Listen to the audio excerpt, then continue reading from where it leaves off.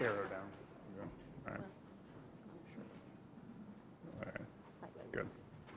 Good morning, everybody. I realize, first off, that I'm between you and lunch, so I will be as brief as I can be. Understand that's going to take a little adjustment for me, except with big rooms. I like to have an interaction with people. I do best at that as opposed to just getting up here. But I realize this is not the right forum to kind of have an interaction. So your questions are welcome, but so that everybody can get to lunch relatively on time. I'll stay around if you have some kind of individualized question too. So again, my name is Mark Mahan. I'm the Director of Special Investigations for the Indiana State Board of Accounts. My goal today is to try to just give you a brief overview of what Special Investigations does and then how they can help out your counties. Now, Special Investigations, as maybe the term already indicates, is if there's some problem going on in your unit, Special Investigations from the State Board of Accounts would get involved. So my great hope and our interest is that we never need to have a special investigation. Unfortunately, in the real world, that doesn't happen, and from time to time, Special Investigations will get involved. So I want to kind of take you through the process. It's not really that complicated, but a lot of times it's a mystery, and sometimes when these issues come up, it's a very contentious or emotional time, so it's easier to kind of get you this information in advance. This is just a snapshot of my career. I'm not going to go over it too much except for the last item, and to say, obviously, that number 2, I retired from the FBI, and it's kind of to show that, hey, I do have some experience in fraud and corruption. One other thing that's not on this slide that I should add, it kind of goes in the category of you can teach an old dog. I and a number of my colleagues this last year went back to school, essentially, and got the Certified Fraud Examiner accreditation. So you can teach an old dog new tricks from time to time, so that's one addition to that. As I said, I want to kind of just focus on the Alan Misen situation. This goes back a number of years. The reason why I want to just kind of bring your attention to this and talk about it for a couple minutes is because this is the type of incident, unfortunately, that's going on that you may come across in the type of incident that we're dealing with on a routine basis. To best exemplify it, unfortunately, Alan Misen was the Center Township Chief Financial Officer in Marion County, and unfortunately for him, he made some poor decisions, and as you can see from the headline, decided to try to defraud the township of a significant portion of money. This case came about and started by the State Board of Accounts, and it would be what my unit now does, and then was provided to the FBI, and the FBI worked it. At that time, I was the FBI supervisor over corruption, so it's kind of exemplifies the perfect working of the State Board of Accounts with law enforcement.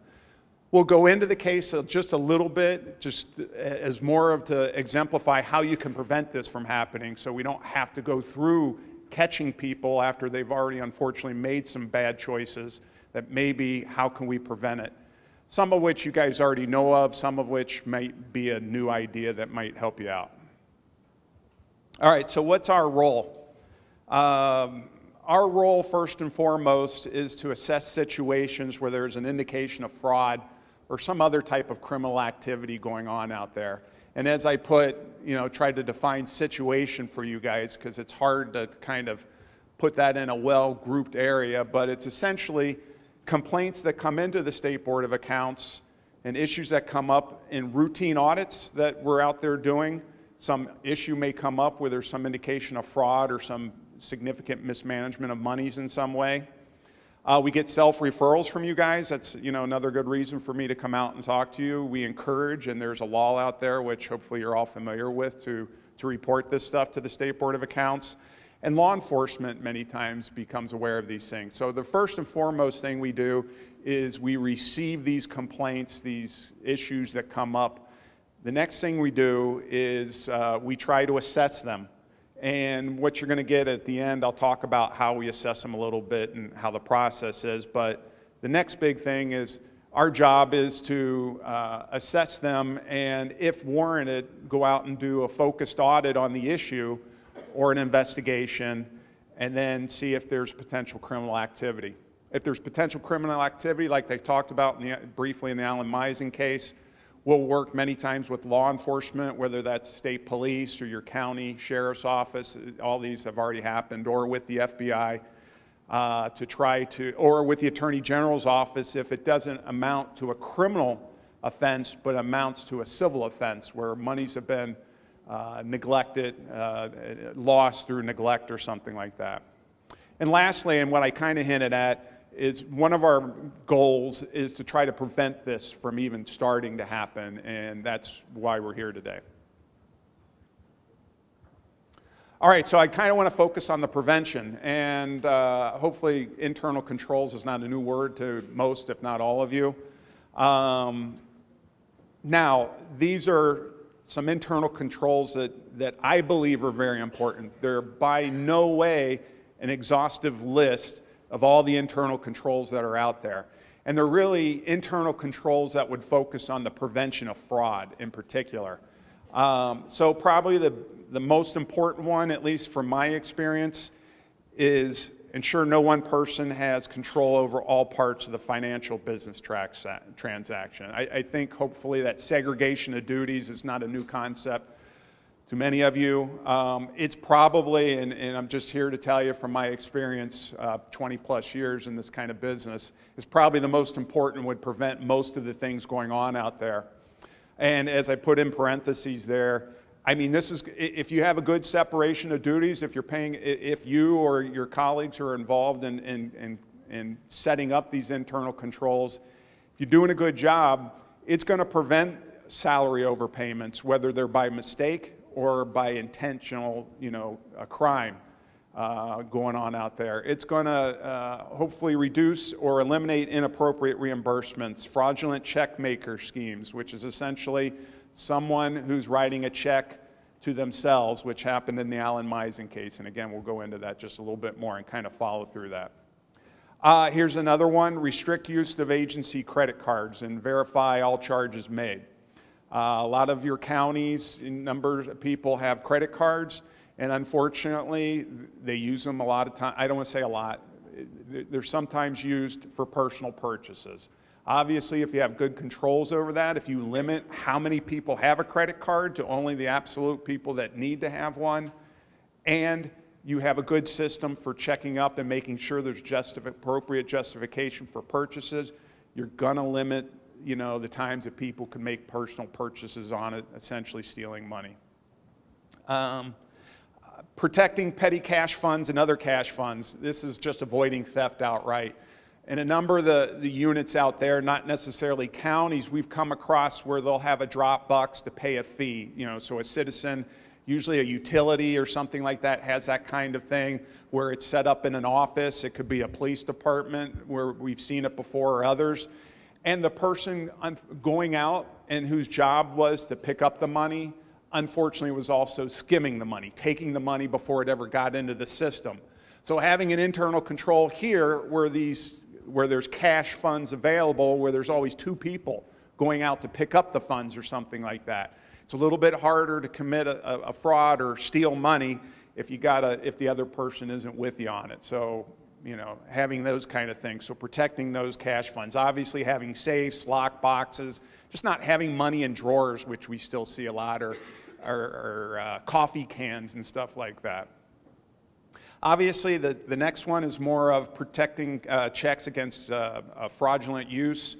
That's protecting your check stock if you have one, or your county departments have them, making sure that somebody's not grabbed them and writing them. I mean, this is going to help avoid fraudulent, forgery type of issues. And as I said already, protect cash and check collections from skimming schemes. All right, this is going to be my main argument of the whole presentation here, is had that township at that time had better internal controls, we may have prevented this type of case from happening. and particularly just looking at one internal control, how it may have prevented it. And that's obviously is titled there, separation of duties. So the way that crime was committed was Mr. Misen logged into his township's computer system, and he created an invoice for a check of $343,000. So one, he had the ability to create an invoice, which, okay, that's no problem. The next thing, though, he was able to do was he was able to create a check. So he was able to write a check, or at least prepare a check to be made and endorsed for that amount of money. The next thing is he had signatory authority on it. So he didn't need anybody from the first step to the third step already to make sure it was all appropriate. He could create an invoice, he could prepare the check, and he was the approved signer on the check. If we had had probably one person involved in that, I can't guarantee you that the fraud would not have been committed, but it may have prevented him and it may have deterred him and others. He's not the only one. Unfortunately, in this case, he's just a good example for me to use. So then to continue on in the case, he endorsed the check. So, you know, he made it out to a fictitious entity, which was called Attorney General's Clearing, TR. He then endorsed the check, as you can see in the highlights, and then he used the funds for his personal use, is what that last paragraph is meaning. He put it in various personal accounts. He used the money to purchase his home. He purchased a pickup truck with it, paid other things with that money. That's $343,000 of the taxpayers' money that did get back. The good thing is, through the State Board of Accounts work and through the FBI's work, the money was recovered and gotten back. That doesn't happen in a lot of cases, though, unfortunately. All right, kind of major issues to look out for out there right now. Inappropriate overpayment of salary. And I'm not just talking, in particular, I'm not talking about mistakes here. Obviously, mistakes happen. But we're seeing a lot of overpayments, people overpaying themselves. And there's evidence, and people have been charged with it, purposely doing it. So if you guys can be on the eye looking out for these types of things, that would be a great help, and obviously report it if you see it. Unfortunately, again, we're seeing a lot of skimming schemes. I gave you the one example where there was a lockbox and it was just one person's job to go pick up the lockbox from fees that citizens were paying. And they were just literally taking the money and doing whatever they could do to hide, you know, the fact that they were taking the money. And it comes in all shapes and sizes. They may do, if it's a utility, they may make it look like the customer paid. Then anyway, some do it very well and some just are not doing, they're back behind the scenes covering up for themselves very well. That's a whole nother issue that we could go into. The credit cards, like I hinted at earlier, credit cards are a big thing that we're seeing. Paying attention to those would be help out. Reimbursement schemes, that comes in all sorts and sizes. Travel being a big one. You know, somebody may be deserving a $5,000 reimbursement for some type of travel, but then double billing or double invoicing it type of thing. We've even seen that. Or overbilling, you know, all those types of things. Some other things that we're seeing is, and a little bit tougher to dig into, but we do see it, a use of their position to waive fees, not charge for services or not collect for services. So that could be anywhere from their own individual accounts where they're in the position, you know, the utility clerk, I don't want to pick on utility clerks all the time, but it's just one that pops in my head, may just not collect their own house, you know, for their own house. Or for friends, or for other officials, and that kind of thing. We're seeing that a lot. And then what happens from time to time, which is tougher, even for the State Board of Accounts and even law enforcement, is kickbacks. Kickbacks is essentially, I'm a public official, I'll give you, vendor, a contract if you kick me back some money. So it's just a different form of bribery. Obviously, bribery is the same thing. It's, I'll pay you up front if you give me a contract. And then kind of what we term as pay to play, which is easier probably understood as extortion. The difference between bribery and extortion is that vendor in a bribery scheme is willingly doing it. In the pay to play type of scheme, it's the same effect, but it's I'm the public official, I'm the mayor, I'm the county, whatever, or I'm whomever, and I'm telling you if you want to do business in my town, you got to pay me. So that's kind of more of an extortionate thing. It's just as bad, maybe even worse than bribery, but that's the difference between bribery and extortion. The same result, we're not getting good service from our community leaders, just a different way that they're doing it. All right, keep moving on.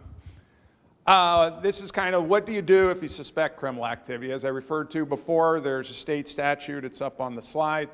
It does require local units to report material losses, thefts, or shortages directly to the State Board of Accounts. In my experience, I've been here, as was referred to, just under a year now. You guys do a great job as a whole of reporting that stuff. We want to encourage you to do it more and just remind you that there is responsibility to do that. It's important to contact us as soon as possible. You know, that doesn't mean literally the hour you discover it. But, you know, within a day or so, it's more, we can do more the earlier we have the information.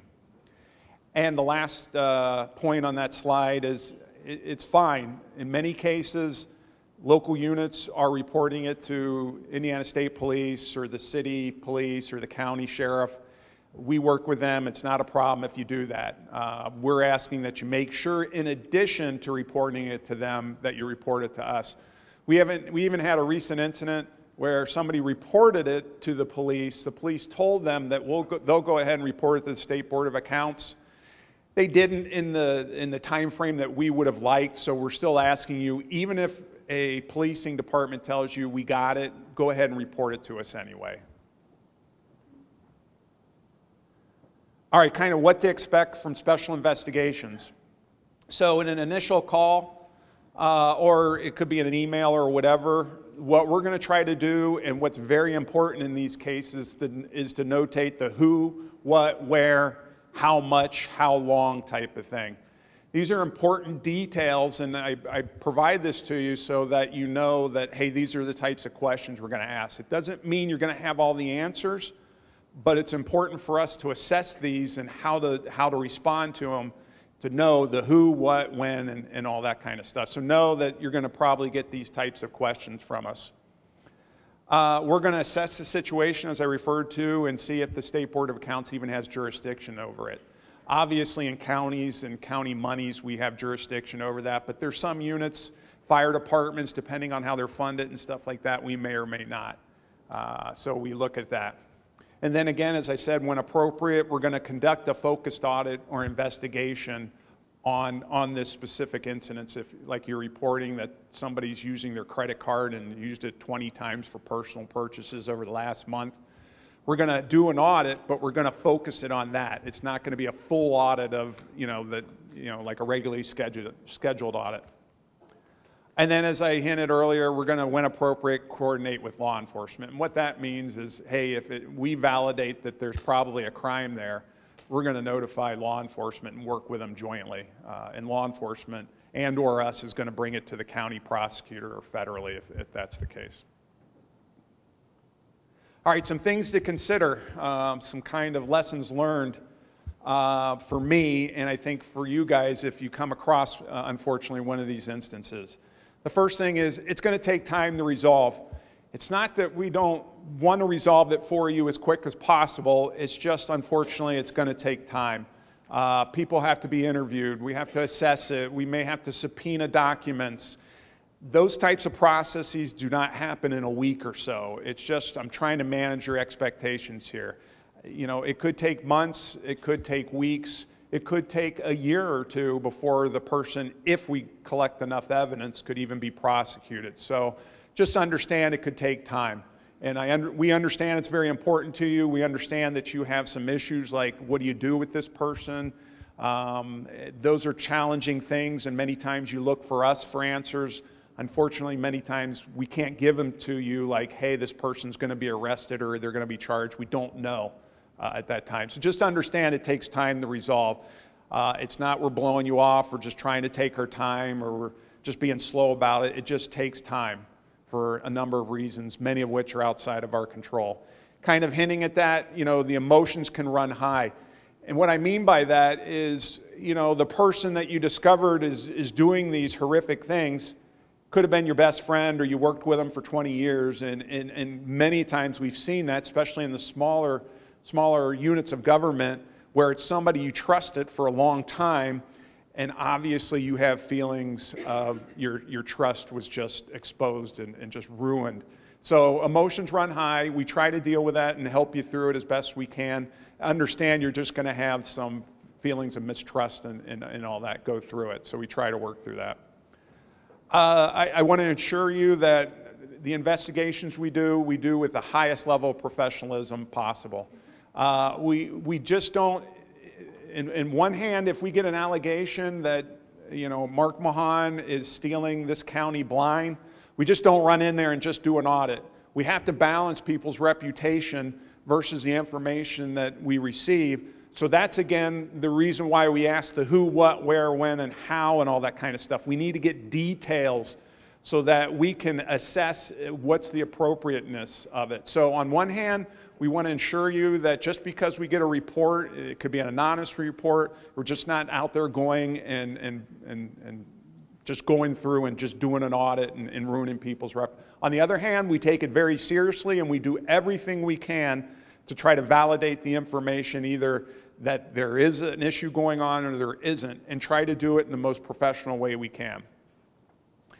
And I just want to tell you that many times, I don't want to say there's confusion, but kind of going along with these emotions running high, mismanagement, sloppiness, ethical lapses are not necessarily criminal.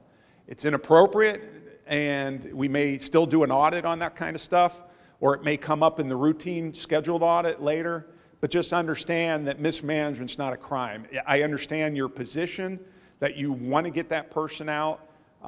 We just might not be the right tool for you. But that doesn't mean it's right and we're just accepting of it. It just means we may not be able to do anything of it for it. And that's it. That's obviously my contact information. If you have an issue, you can call your director over your unit. The county director's here today. Or you can call me, or you can email me. Either way, the information is going to be dealt with. Thank you very much. If there's any questions, we can try to take them, or if not, I can try to take them personally if you all want to get to lunch.